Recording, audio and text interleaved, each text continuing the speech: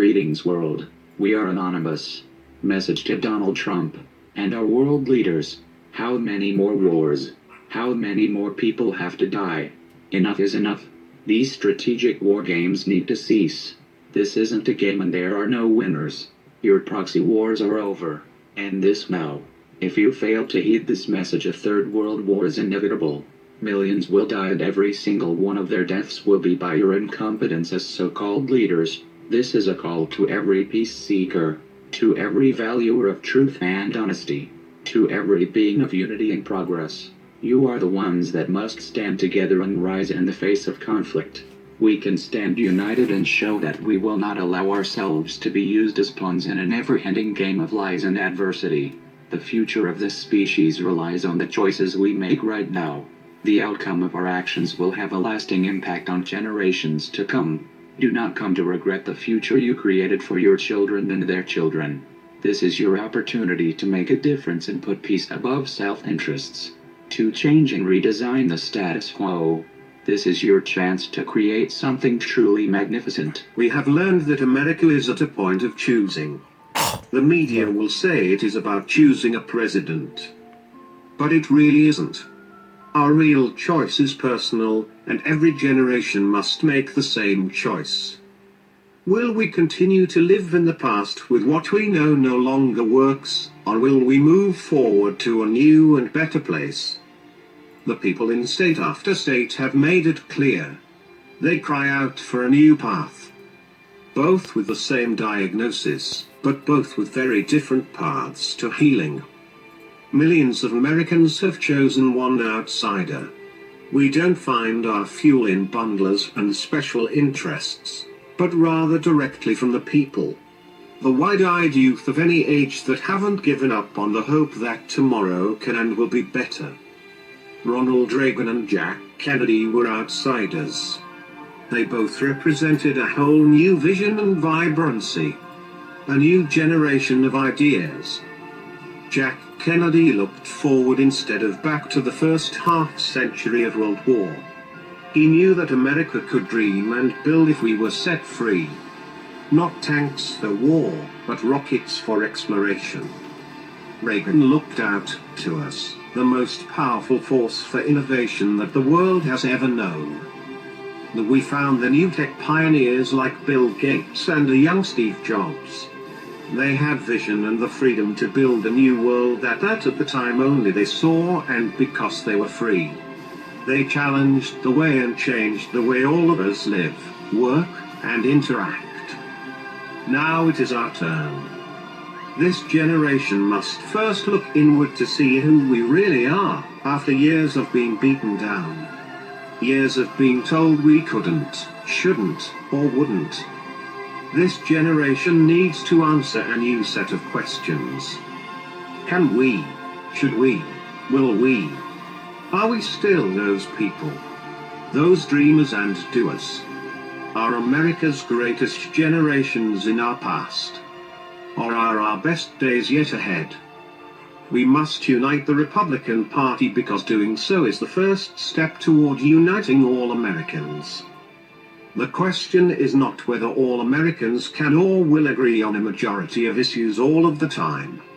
The question is whether a majority of Americans are hungry to rally around a set of principles larger than any single issue that a politician may use to divide us.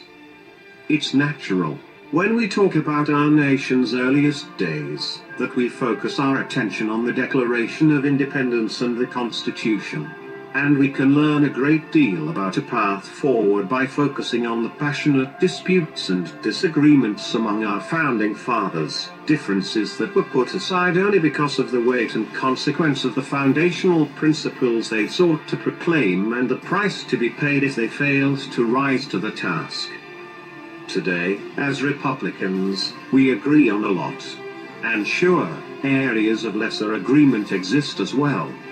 But on the fundamental question, are we satisfied with the current direction of our country? We speak with one voice. I call on you, as JFK did in the 60s, and as Reagan did in the 80s, to chart a new American journey forward. One that isn't led by me or anyone in Washington, but by you. And millions of others just like you. One where we still have differences, yet we choose to concentrate on what we have in common. One that lifts others up and believes in the rights, responsibilities, goodness, and strength of all mankind. We have so much that binds us together, our families, our work ethic, our ability to dream and build unlike any people in history. But most of all, our charity, our love for our fellow men and women, and our willingness to sacrifice for those in need. Let us unite on the things that have always made us great. We are great because we are good. Because over and over again we have chosen courage in the moments of crisis, freedom in the face of compromise, and hope in the face of challenges that everyone told us could not be overcome. Our sitting president ran on the slogan that should have been a great first step. It promised us, yes we can. Now is the time to take that slogan and put it into action. Yes we can was a recognition of the hope that we can and should recover. The problem was that Barack Obama's prescriptions only led to more elitist control from Washington, less freedom for the people.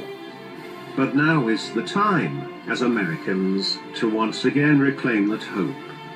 To take another giant leap for mankind.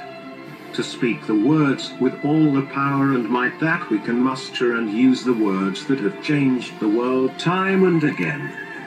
The words that the slaves yearned to hear from the American people and Abraham Lincoln when they cried out for freedom.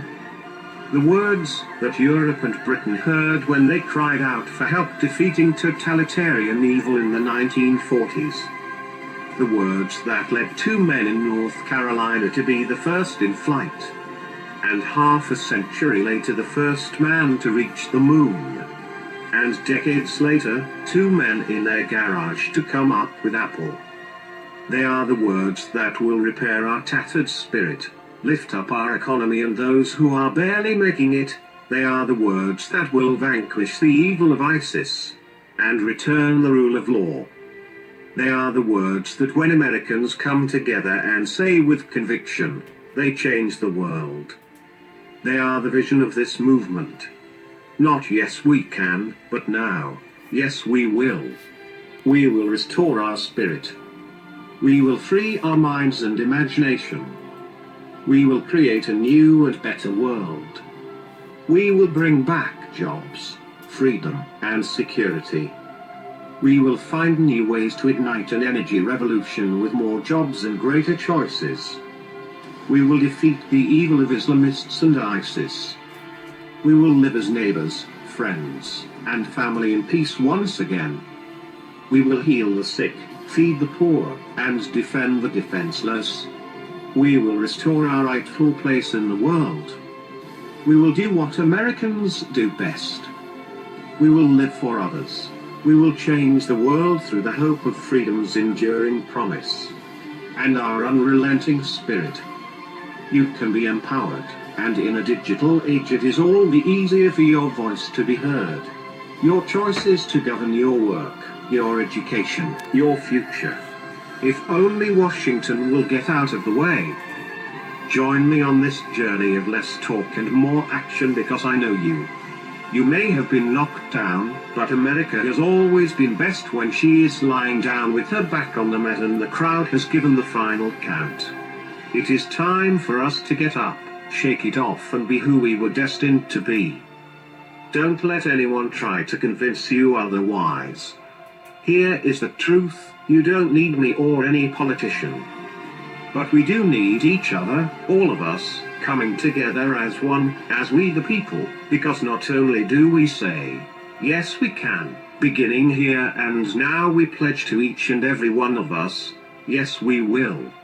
And now, my friends, onward to victory. We are anonymous.